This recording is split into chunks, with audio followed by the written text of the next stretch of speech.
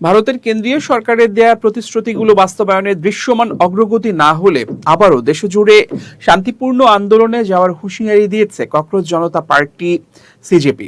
সোমবার 24 আগস্ট দলটির জাতীয় ওয়ার্কিং কমিটির বৈঠকে পরবর্তী কর্মসূচি ও আন্দোলনের ধরন নিয়ে সিদ্ধান্ত নেওয়ার কথা রয়েছে। সিজেপির অভিযোগ, গত 25 জুলাই আন্দোলন স্থগিতের সময় কেন্দ্রীয় সরকারের পক্ষ থেকে দেয়া একাধিক প্রতিশ্রুতি এখনো পুরোপুরি বাস্তবায়ন হয়নি। এর মধ্যে আন্দোলনকারীদের বিরুদ্ধে দায়ের করা এফআইআর প্রত্যাহার, ভবিষ্যতে শান্তিপূর্ণ বিক্ষোভকারীদের বিরুদ্ধে শাস্তিমূলক ব্যবস্থা না নেয়ার নিশ্চয়তা এবং নিট পরীক্ষা সংশ্লিষ্ট ঘটনায় মৃত শিক্ষার্থীদের পরিবারের জন্য ক্ষতিপূরণের বিষয় রয়েছে। দলটির বিবৃতিতে বলা হয়েছে, সরকারের প্রতিশ্রুতির অগ্রগতি পর্যালোচনার পাশাপাশি পরবর্তী পদক্ষেপ নিয়ে জাতীয় ওয়ার্কিং কমিটির বৈঠকে আলোচনা হবে। প্রয়োজনে দেশজুড়ে আবারও শান্তিপূর্ণ আন্দোলন শুরুর বিষয়টি বিবেচনায় রাখা হয়েছে। শিক্ষার্থী, তরুণ ও সমর্থকদের পরবর্তী কর্মসূচির জন্য প্রস্তুত থাকার আহ্বান জানিয়েছে সিজেপি।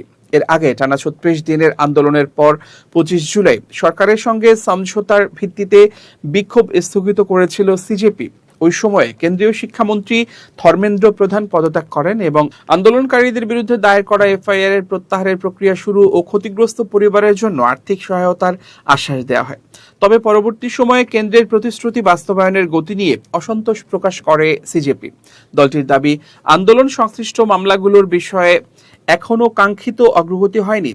এ নিয়ে সুপ্রিম কোর্টেও বিষয়টি উঠেছে বলে জানিয়েছে দলটি। সিজেপির ভাষ্য, শিক্ষার্থী ও বিক্ষোভকারীদের বিরুদ্ধে দায়ের করা এফআইআর গুলোর সমন্বিত তালিকা আদালতে জমা দেওয়ার বিষয়ে কেন্দ্রীয় সরকারকে একাধিকবার নির্দেশ দেওয়া হয়েছে। দলটির দাবি, এই তালিকা পেলে আদালত সাংবিধানিক ক্ষমতা প্রয়োগ করে মামলাগুলোর বিষয়ে একযোগে সিদ্ধান্ত নিতে পারবে। সিজেপি আরও বলেছে, সরকার তাদের সদিচ্ছায় আন্দোলন স্থগিতের সিদ্ধান্তকে দুর্বলতা হিসেবে দেখলে তা ভুল হবে।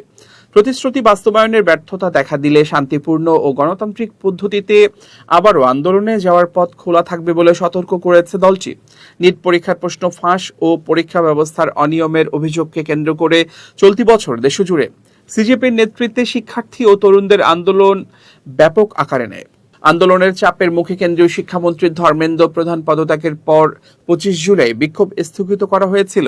এখন সরকারের প্রতিশ্রুতি বাস্তবায়নের অগ্রগতি এবং সোমবার জাতীয় ওয়ার্কিং কমিটির সিদ্ধান্তের উপরই সিজেপির পরবর্তী কর্মসূচির দিক নির্ধারিত হতে পারে। এ তথ্য নিশ্চিত করেছে এনডিটিভি, রয়টার্স এবং ইন্ডিয়ান এক্সপ্রেস।